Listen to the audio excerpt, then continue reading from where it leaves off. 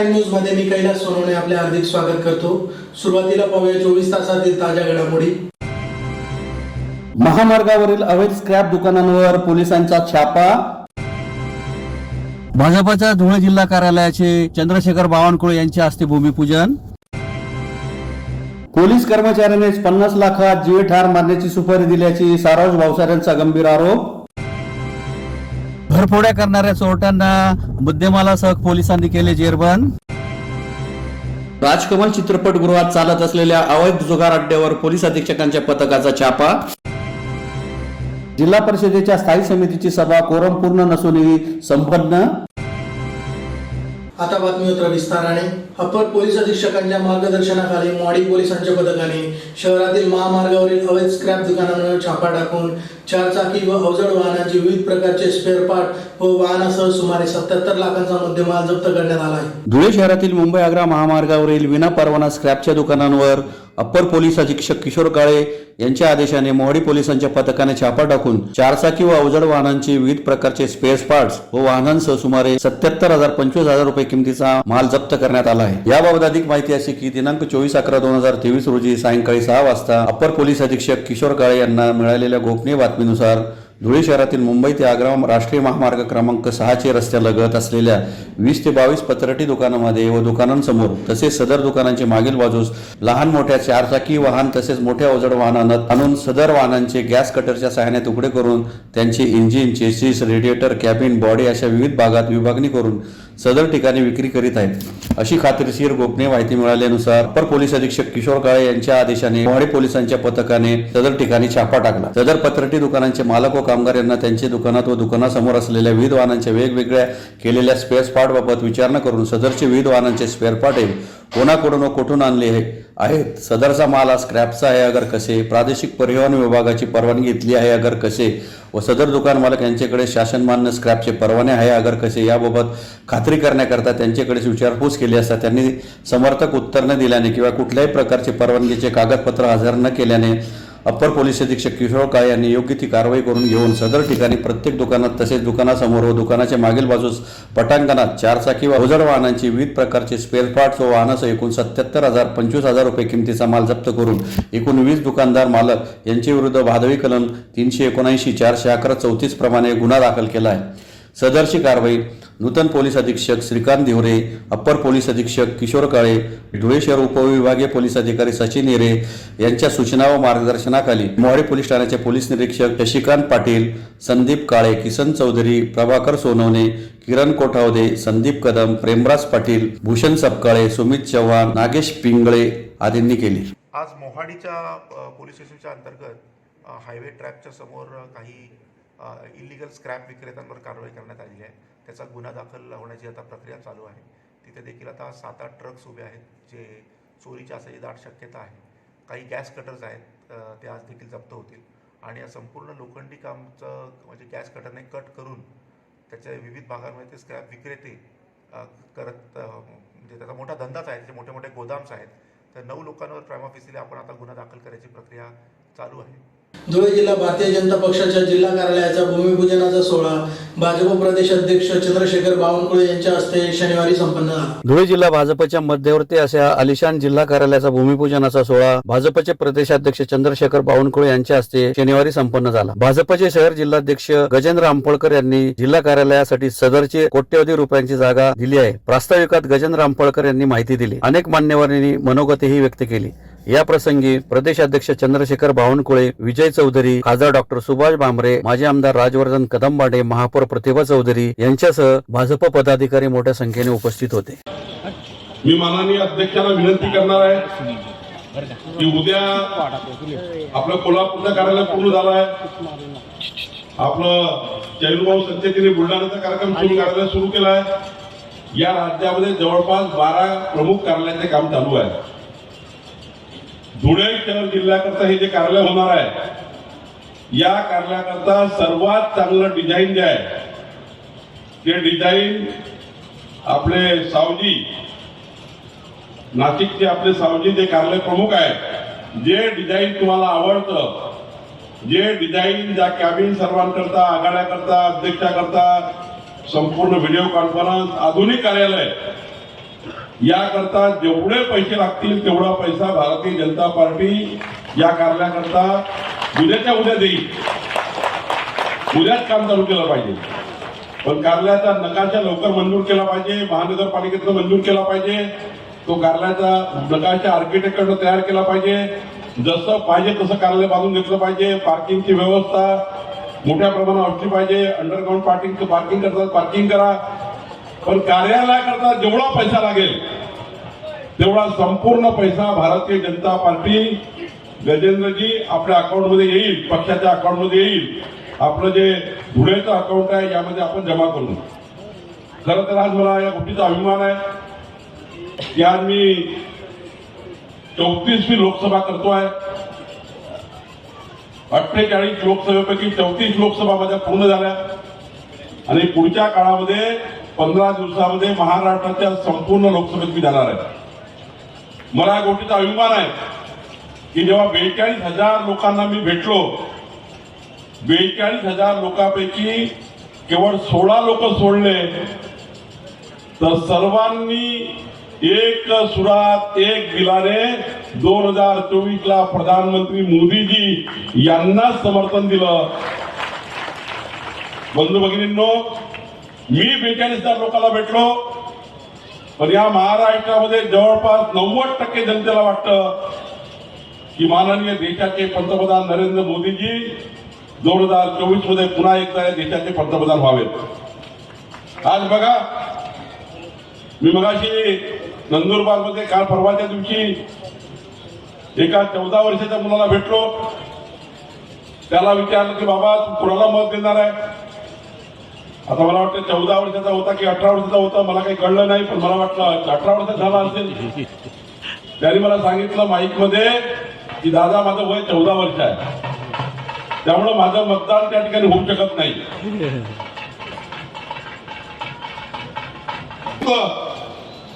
की माझं मतदारात नाव नाही आहे, माझ्या मतदारात 3 वर्षांनी नाव येणार आहे. पण त्यांना विचारलं की मी संपर्क ते समर्थन अभियान राबवण्याकरता आलो आहे, बेटा तू कुणाला मतदान करशील 3 वर्षानंतर. त्यांनी सांगितलं मी कमळालाच मतदान करीन. मी त्याला विचारलं कमळालाच मतदान काय करशील, याचं कारण काय विचारलं. त्याला कारण विचारलं, त्यांनी सांगितलं की जगातल्या सारा शक्ती 150 वर्ष त्यांनी आपल्यावर हुकूमत केली. असे इंग्रज, जपान, अमेरिका साऱ्या देशांनी प्रयत्न केला, पण चंद्रावर झेंडा फडकवण्याची हिंमत कोणत्या देशाची झाली नाही. मोदीजीच्या नेतृत्वात आपल्या इस्रोच्या वैज्ञानिकांनी तुमच्या एक कमळ मतारी, तुम्ही जे कमळ मत माननीय आपले खासदार साहेब भांबरे साहेबांना दिलं, बघा किती महत्वाचं होतं. तो 14 वर्षाचा पोरगा म्हणतोय मी माझ्या डोळ्यांनी चंद्रावर तिरंगा झेंडा फडकताना बघितला आहे आणि म्हणून मी कमळाला. धुळे येथील एका पोलीस कर्मचाऱ्याने 50 लाखात मला जीवे ठार मारण्याची सुपारी दिली असल्याचा गंभीर आरोप राष्ट्रवादी काँग्रेस पार्टीचे प्रदेश उपाध्यक्ष साराय भावसारे यांनी पत्रकार परिषद घेऊन केला आहे. धुळे येथील एका पोलीस कर्मचाऱ्याने 50 लाखात मला जीवे ठार मारण्याची सुपारी दिली असल्याचा गंभीर आरोप राष्ट्रवादी काँग्रेस पार्टीचे प्रदेश उपाध्यक्ष साराय भावसारे यांनी शुक्रवारी पत्रकार परिषद घेऊन केला आहे. त्यांनी म्हटले आहे की काही दिवसापूर्वी वादळी कलम 376 नुसार गुन्हा दाखल असलेले फरार आरोपी व धुळे जिल्हा स्थानिक गुन्हे अन्वेषण शाखेचे माजी पोलीस निरीक्षक व सद्यस्थितीत निलंबित अधिकारी हेमंत पाटील यांनी काही दिवसापूर्वी एका व्हिडिओच्या माध्यमातून माझ्या नावाचा उल्लेख करीत माझी निरर्थक बदनामी करण्याचा प्रयत्न केला. वास्तविक राजकीय, सामाजिक व व्यावसायिक जीवन जगत असताना संबंधित अधिकारी हेमंत पाटील यांच्याशी माझा सुईच्या टोका इतकाही संपर्क कधी झाला नाही. मात्र विविध सामाजिक उपक्रमांच्या माध्यमातून ज्या पद्धतीने धुळे शहरातील अनेक व्यक्तींचा प्रशासनातील विविध अधिकाऱ्यांशी संबंध येतो व या संबंधात घनिष्ठ मैत्री देखील होते, अशाच पद्धतीने माझी पोलीस अधीक्षक संजय बारकुंड यांचा व माझा परिचय झाला. या परिचयातून नक्कीच मैत्रीपूर्ण संबंध प्रस्थापित झाले. हे मैत्रीपूर्ण संबंध जगाच्या पाठीवर मी कधीही नाकारणार नाही. पोलीस अधीक्षक बारकुंडे माझे कालही मित्र होते, आजही मित्र आहेत आणि उद्याही राहणारच. या मैत्रीचे भांडवल करून माझी धुळे शहरातील राजकीय वाटचाल कुणाला तरी पचली नसावी. तसेच मागील काळात धार्मिक तेढ निर्माण होण्याच्या गंभीर प्रश्नावर मी घेतलेली भूमिका व माझ्या पक्षाची मांडलेली भूमिका व ओबीसी प्रवर्गातून मी येत असल्याने या सर्व पार्श्वभूमीच्या माध्यमातून केवळ हेमंत पाटील यांचे कुकर्म झाकण्यासाठी कोणत्याही वस्तुस्थितीजन्य पुरावा नसताना देखील माझी बदनामी करण्याचा बालिश प्रयत्न झालेला दिसून येतो। हेमंत पाटील यांनी विना पुरावा केलेल्या या आरोपाच्या बाबतीत मी त्यांच्या विरोधात कायदेशीररित्या अब्रू नुकसानीचा दावा देखील दाखल करणार आहे व त्यांनी केलेल्या या दाव्यावर ते ठाम असतील तर त्यांनी प्रशासकीय उच्च पदावर काम करण्याची जाणीव ठेवून फरार न होता पोलीस प्रशासनास सामोरे जाऊन त्यांच्या केलेल्या दाव्यानुसार संबंधित व्हिडिओ हा डिफेक्ट असेल तर त्या संदर्भात त्यांनी फॉरेन्सिक डॉक्युमेंट्स पोलीस प्रशासनाला द्यावे। या संदर्भात त्यांनी संविधानिक मार्गाने कायदेशीर प्रक्रियेला सामोरे जावे व संबंधित प्रकरणाची सत्यता सिद्ध करावी असे मी त्यांना आपल्या माध्यमातून आवाहन करतो। या प्रकरणात विनाकारण माझे नाव घेऊन मला विविध प्रकारची धमकीचे फोन देखील येत आहेत। या मिळालेल्या धमकीत मला आपण हेमंत पाटील यांच्या प्रकरणात हस्तक्षेप न करता काढता पाय घ्यावा, अन्यथा मला तुमचा बंदोबस्त करावा लागेल अशा आशयाची धमकी मला मिळालेली आहे। पोलीस दलातील कर्मचारी व हेमंत पाटील यांचा प्रशासकीय हस्तक श्रीकांत पाटील यांनी काही सराईत गुन्हेगारांना हाताशी घेऊन मला गंभीर अशी शारीरिक इजा पोहोचवण्याच्या हेतूने व समाजकार्यात तथा राजकारणातून बेदखल करण्यासाठी सुपारी देखील दिल्याचे माझ्या खासगी माहितीद्वारे निदर्शनास आलेले आहे। धुळे जिल्ह्यात गेल्या काही वर्षापासून मोजके 3 ते 4 पोलीस अधिकाऱ्यांमार्फत पोलिसांच्या गणवेशातील असलेली दरोडेखोरी माझ्या माध्यमातून बंद होताना दिसत असल्यामुळे माझ्यावर अशा पद्धतीचे बेछूट आरोप करण्यात आल्याचे भासते। या प्रकरणात माझ्यावर झालेल्या खोट्या व निरर्थक आरोपानंतर जिल्ह्यातील अनेक लोकांनी या 3 ते 4 पोलीस अधिकाऱ्यांमार्फत दाखल झालेले गत काळातील खोट्या गुन्ह्यांची माहिती मला मिळालेली आहे। आपल्या पोलीस सेवेतील पदाचा उपयोग खोटे गुन्हे दाखल करण्याच्या माध्यमातून सरळ शासकीय सेवेत कायद्याच्या संरक्षणात राहून झालेली दरोडेखोरी आपल्यासमोर स्पष्ट करीत आहे। या संदर्भात माझ्याकडे ठोस पुरावे देखील आहेत, ते मी आपल्यासमोर मांडणार व सुपूर्त करणार आहे। बलात्काराच्या प्रकरणातील फरार आरोपी हेमंत पाटील यांनी गुन्हा रजिस्टर 123/2022 यामध्ये ड्रम चोरीचा गुन्हा दाखल करून यातील विविध आरोपींकडून 1,90,00,000 रुपये बळकावले असल्याची मला माहिती मिळालेली आहे व या प्रकरणात योग्य वेळी आरटी विभागातील मोठे अधिकारी देखील पुढील काळात आपल्याला सामोरे जाणार आहे। त्यामुळे हेमंत पाटील यांनी त्यांच्या शासकीय सेवेमध्ये केलेल्या बेकायदेशीर कृत्यामुळे कुकर्मामुळे अनेक परिवारांना मोठ्या प्रमाणात अन्यायाचा सामना करावा लागला आहे। संबंधित झालेल्या बलात्काराच्या प्रकरणात पीडितेचे स्वतः तक्रार दिलेली आहे व तक्रार देतेवेळी संबंधित आरोपी हा कर्तव्यावर हजर असताना फरार होतोच कसा हा माझ्या पोलीस प्रशासनाला प्रश्न आहे।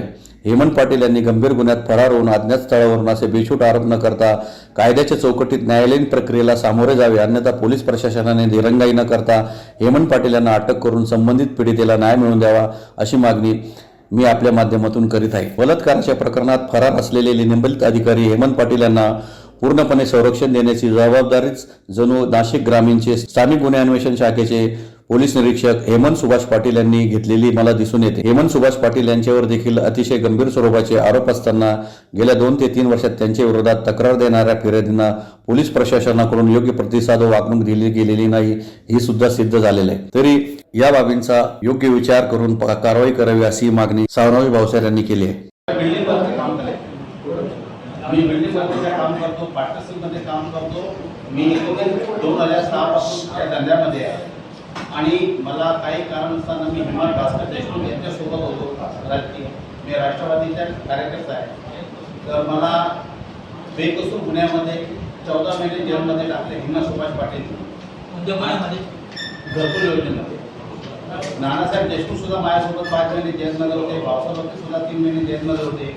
त्यावेळी जेलमध्ये असताना हेमंत सुभाष पाटीलने माझ्या मुलांकडून, माझे पुतळे होते, मी जेलमध्ये असताना त्यांनी 50 लाख रुपये मला द्या तर मी तुमची जामीन करतो असं म्हणून माझे CA प्रेम कुंदानी आणि माझे ते समाजाचे राजेश दराणी म्हणून त्यांच्या माध्यमातून कांतीलाल जैनकडे मी केले आणि ते सुभाष पाटीलला त्यांनी 50 लाख रुपये दिले। जर तुमची जामीन झाली नाही तर तुम्हाला पैसे परत मिळतील। त्यावेळी यांनी आश्वासन दिलं, माझी मुलं शिकलेले नाही, त्यामुळे त्यांनी 50 लाख दिले, माझी जामीन झाली नाही आणि माझ्या मुलांनी त्यांच्याकडून पैसे परत मागितले। ते पैसे देण्यासाठी आठवण करत होते, तर त्यांनी एकूण 43 लाख रुपये परत केले, 7 लाख रुपये त्यांनी परत केले नाही। 7 लाख रुपये त्यांच्या माध्यमातून त्याच्याकडे सुभाष हेमंत पाटीलकडे अडकले होते। त्याच्यानंतर त्याला पैसे परत दिल्यानंतर त्याचे जीवार आला। त्याने काय केलं, माझी भावजाई मेलेली आहे, मी माझ्या अर्जामध्ये नमूद केलेलं आहे, माझी भावजाई 2016 मध्ये मेलेली आहे, आपल्या 11 मध्ये मेलेली आहे। तरी त्याला काही त्याच्या कारण नसताना, माझे पुतण्याच्या काही कारण नसताना त्यांना सर्वांना 160ची नोटीस देऊन तुमच्या काकांनी मला पैसे द्यायला तुम्हाला लावलं आणि तुम्ही माझ्याकडून 43 लाख रुपये परत देते म्हणून तुम्हाला मी सोडणार नाही. मी तुमच्या गुन्हे दाखल करीन. त्यांना बोलून त्यांच्याकडनं त्यांची मेडिकल करा, असं करा. सकाळपासून संध्याकाळपर्यंत बसून ठेवलेलं आहे. तसे मी त्या अर्जामध्ये नमूद केलेलं आहे. तो अर्ज तुमच्यासमोर आहे. नंबर 1, मग आमची मुलं शिकलेले नसताना ते घाबरले. मग त्याचा हा प्रत्येक आहे तो त्यांना भेटला, प्रत्येक मला भेटला. तो काय झालं, तो असा आम्हाला बोलवलेलं आहे आणि आम्हाला जेलमध्ये टाकतात. काही कारण नसताना त्यांच्यासोबत माझी सून सुद्धा सोबत होती. मग काय करायचे, मग शेवटी ते याच्याकडे गेले. तो त्याला पण आम्हाला भिंड दिला, तर तुमची ओळख आहे, तुम्ही आलेत आता हेमंत तर तुम्ही चला आणि आम्हाला काहीतरी मदत करा. मग त्याच्याकडे गेले. हेमंत पाटीलने माझ्या पुतण्याकडून 1 करोड रुपये मागले. 1 करोड रुपये मागितल्यानंतर शेवटी आमच्याकडे या पैशाने आमचे काका जेलमध्ये, आम्ही कुठून तुम्हाला पैसे द्यायचे, आमची परिस्थिती आता गंभीर आहे. शेवटी त्यांनी काही दिलं तर आम्हाला 15 लाख तरी तुम्हाला द्यावं लागतं. 15 लाख दिल्याशिवाय मी तुम्हाला सोडणार नाही, मी तुम्हाला जेलमध्ये टाकतो. तुम्हाला मी 1 दिवसाची 2 दिवस मुदत देतो, पण मी मला 15 लाख. मग आमच्या मुलांनी काय केलं, आम्ही काय ते करू, इकडून तिकडून नातेवाईकाकडून उसवणावर पैसे आणू, व्याजाने इकडून काय की तुम्हाला पैसे देऊ, पण आमच्याकडे गुन्हे दाखल करू नका. आता तुमचे काका जामीन झाले नाही, तुम्ही काय करणार आहे. तुमच्या काकांनी माझ्याकडून पैसे भरले. हे झालं. नंतर मग याला प्रत्येकला मध्यस्थी टाकलं. प्रत्येकने सांगितलं जाऊ द्या, त्यांना सोडा, मी त्यांच्याशी बोलतो. मग आमची मुलं त्याच्याकडे गेलं, बाबा आम्हाला भीती वाटते, आमच्याकडे एवढे पैसे काही जमले नाही. तर पहिल्यांदा जे आपण व्हिडिओ बघितला त्या व्हिडिओमध्ये माझा मुलगा होता, त्यांनी त्याला 15 लाख रुपये देऊन आले. माझी सून होती आचल म्हणून, ते दोघं गेले. त्यांनी त्याला 15 लाख रुपये दिले. ढोले त्याला तो 15 लाख रुपये देऊन आला. ते हेमंत पाटीलला देऊन गेला. त्याच्यानंतर 2-4 दिवसांनी पुन्हा 20 लाख रुपये जमा झाले. पुन्हा त्याला 20 लाख रुपये दिले. मग तो पुन्हा 20 लाख रुपये देऊन गेला. 20 आणि 15 35 झाले आणि तुम्ही ते 7 लाख रुपये राहिलेले. असं मिळून एकूण 42 लाखाची माझी तक्रार आपल्यासमोर आहे. काही दिवसांपूर्वी आपलं महानगर म्हणून असं एक सोशल मीडियाला आपलं न्यूज पोर्टल आहे, त्याच्यावर माजी LCP हेमंत पाटील यांचा एक व्हिडिओ व्हायरल होत होता. त्या व्हिडिओमध्ये त्यांनी माझ्यावर आरोप केले की मी आणि SP बारकुल साहेब यांच्यापासून त्यांच्या जीवाला धोका आहे किंवा असं त्यांनी आरोप केलेले माझ्यावर. प्रथम तर मी त्या आरोपाचं खंडन करतो की असा कोणताच आरोपमध्ये त्याचं तथ्य नाही. असा कोणता आरोप असेल आणि त्यांच्याकडे काही पुरावे असतील तर त्यांनी मला ते सादर करावे. माझ्यावर त्यांनी घेतलेलं नाव माझं आणि माझ्यावर केलेले आरोप त्याच्याविरुद्ध माझी लिगल टीम अब्रू नुकसानीचा दावा त्यांच्यावर लवकरच उद्या परवामध्ये दाखल करणार आहे. आणि ज्यावेळेस मला ही माहिती मिळाली त्यावेळेस मी त्या अधिकाऱ्याची थोडीशी माहिती घेतली. तो 376 मधला एक फरार आरोपी आहे. ती महिलेला देखील मी तुमच्यासमोर लवकरच आणेल. आणि एक आमचे मित्र आहे गिरधारी म्हणून, यांची एक जुनी केस होती दोंडाईच्यातली. त्या विषयामध्ये त्यांनी कशी खंडणी त्यांच्याकडनं मागितली, 35 लाख रुपये कसे मोजून घेतले, हे विथ एव्हिडन्स विथ व्हिडिओ मी आज तुमच्यासमोर सादर केलेले आहे. म्हणजे जो आरोप करतो तो एक पोलीस गणवेशातला एक खंडणीखोर आहे, दरोडेखोर आहे आणि एक गँग आहे. ही सगळी गँग धुळे शहरात थांबवायला हवी. कुठेतरी दिशा भरकटून चालली आहे. कुठेतरी ब्लॅकमेल करायचं, पैसे मागायचं अशी या सगळ्यांची यांची सवय होती. आणि कालच मला एक फोन आला की एका त्यांचाच हस्तक आहे श्रीकांत पाटील म्हणून LCPचा, त्याने एका क्रिमिनल माणसाला फोन केला. त्याने सांगितलं की 50 लाख रुपये तुला आम्ही देतो, 10 लाख रुपये तुला ॲडव्हान्स देतो, सारांश भावसार याचे तंगड्या तोडून तू आमचं काम करून दे. अशा प्रकारची त्याची बोलणं झालेलं आहे. आणि हे मला कालच निदर्शनास आलं आहे. या संदर्भात मी उद्या SP साहेबांची भेट घेणारच आहे की बुवा असं जर धुळे शहरातले व्यापारी किंवा एक राजकीय पदाधिकारी जर धोक्यात असेल तर मला यांच्यापासून संरक्षण द्यावं. उद्या उठून काही माझ्या जीवाचं कमी जास्त झालं तर हेमंत पाटील, त्यांचा हस्तक श्रीकांत पाटील, बंडू कुलकर्णी आणि नाशिकचे हेमंत पाटील हे जबाबदार राहतील. मी हे जबाबदारीने सांगतो. स्थानिक गुन्हे अन्वेषण शाखेच्या पथकाने घरफोडी करणाऱ्या 2 चोरट्यांना जेरबंद करीत त्यांच्याकडून चांदीच्या मोत्यांसह 71,000 रुपयांचा मुद्देमाल जप्त केला आहे. धुळे स्थानिक गुन्हे अन्वेषण शाखेच्या पथकाने घरफोडी करणाऱ्या 2 चोरट्यांना जेरबंद करीत त्यांच्याकडून चांदीच्या मूर्त्यांसह 71,000 रुपयांचा मुद्देमाल हस्तगत करण्यात आला आहे. याबाबत अधिक माहिती अशी की देवपुरातील मिलिंद यशवंतराव देसले यांच्या बंद घराचे कुलूप कडी तोंडा तोडून अज्ञात चोरट्यांनी देवघरातील चांदीच्या देवाच्या मूर्त्या, पितळी, गाय, बैल असा सुमारे 96,000 रुपयांचा ऐवज चोरून नेला होता. याबाबत पश्चिम देवपूर पोलीस ठाण्यात दिनांक 22 नोव्हेंबर रोजी गुन्हा दाखल करण्यात आला होता. सदर गुन्हा गंभीर असल्याने पोलीस अधीक्षक श्रीकांत धिवरे यांनी आरोपितांचा तात्काळ शोध घेऊन कारवाई करण्याबाबत स्थानिक गुन्हे अन्वेषण शाखेचे पोलीस निरीक्षक दत्तात्रय शिंदे यांना आदेशित केले होते. त्या अनुषंगाने सदर गुन्ह्याचा समांतर तपास स्थानिक गुन्हे अन्वेषण शाखेकडून सुरू असताना आरोपितांचा शोध घेत असताना पोलीस निरीक्षक दत्तात्रय शिंदे यांना गुप्त बातमीदाराने माहिती मिळाली होती की साहिल शरीफ बेग राहणार मोगले धुळे व रूपम दिनेश सोनवणे राहणार रकाने रोड देवपूर धुळे हे स्नेहनगर येथे उभे आहेत अशी माहिती प्राप्त झाल्याने पोलीस निरीक्षक शिंदे यांनी लागलीच स्थानिक गुन्हा अन्वेषण शाखेच्या एका पथकास सदर ठिकाणी रवाना केले. स्थानिक गुन्हा अन्वेषण शाखेच्या पथकाने स्नेहनगर धुळे येथे गेले असता साहिल शरीफ बेग व रूपम दिनेश सोनवणे स्नेहनगर येथे उभे असल्याचे दिसल्याने पथकाने सापळा लावून दोन्ही इसमांचा पाठलाग करून त्यांना पकडले.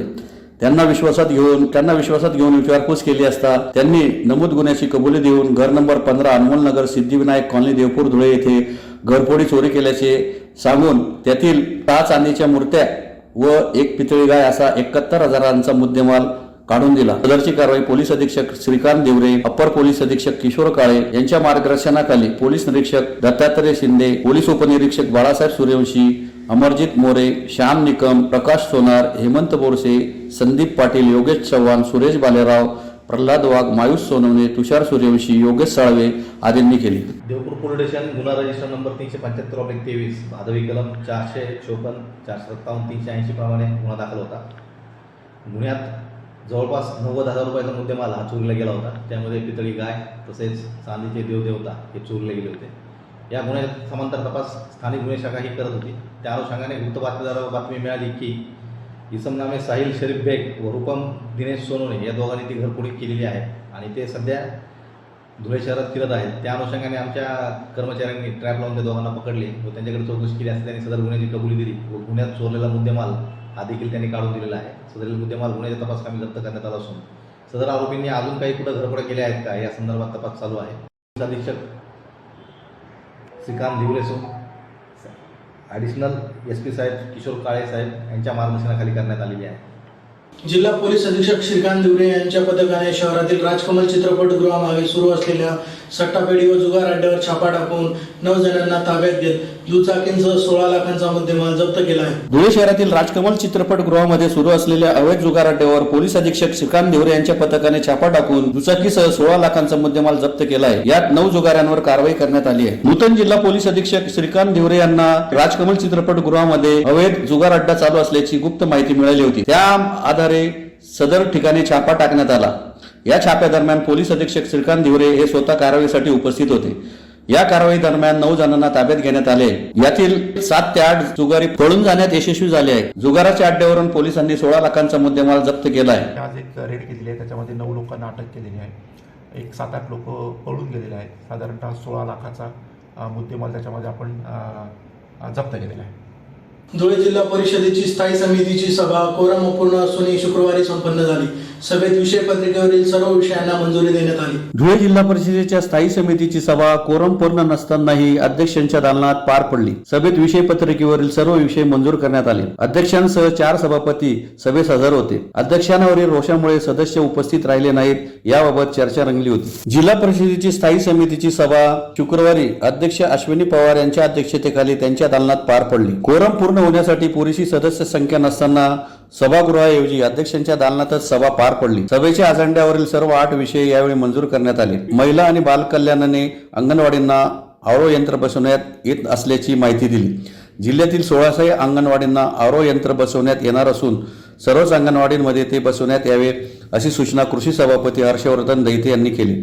अंगणवाडी खासगी इमारतीत सुरू असल्या तेथे आरो यंत्र बसविता येणार नाही असा खुलासा महिला बाल कल्याण विभागाच्या अधिकाऱ्यांनी केला.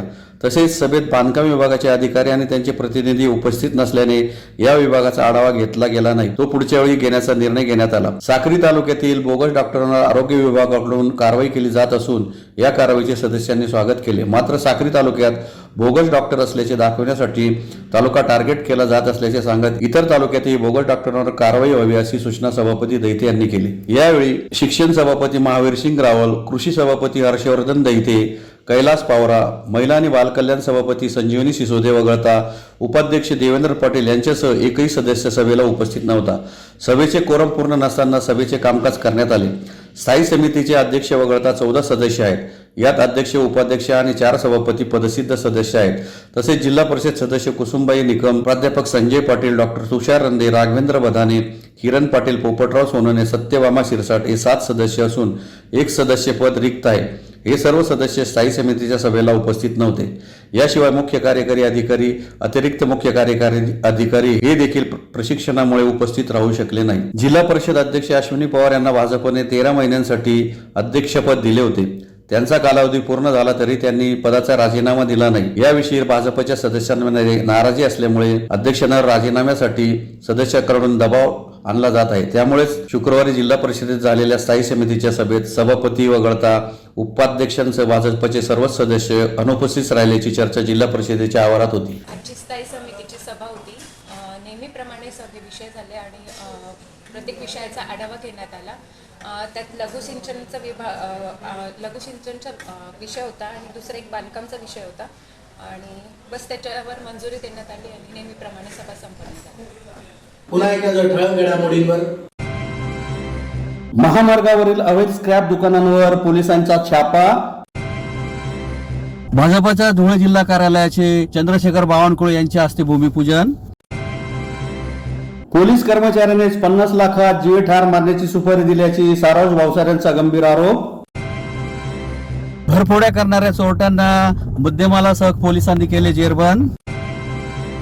राजकमल चित्रपटगृहात चालत असलेल्या अवैध जुगार अड्ड्यावर पोलीस अधीक्षकांच्या पथकाचा छापा. जिल्हा परिषदेच्या स्थायी समितीची सभा कोरम पूर्ण नसूनही संपन्न. याचबरोबर श्रीराम टाइम न्यूजचे बातमीपत्र संपले.